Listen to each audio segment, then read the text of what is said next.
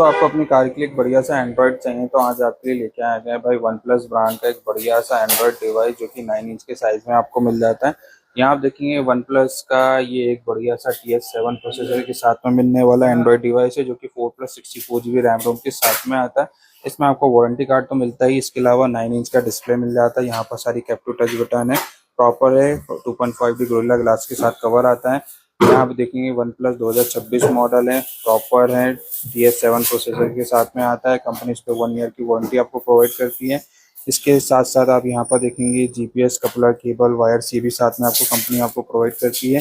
Rear camera की बात करें तो यहाँ देखो ये रियर कैमरा LED वाला आपको ये भी मिल जाता है प्रॉपर। तो आपके पास में गाड़ी है और आपको चाहिए हो तो बिल्कुल ये आप अपनी गाड़ी के लिए प्रेफर कर सकते हैं। एक बढ़िया value for money product one plus का एंड्रॉइड डिवाइस। कैसा लगा वीडियो कमेंट करके जरूर बताएं। आपको चाहिए तो कॉन्टेक्ट कीजिएगा।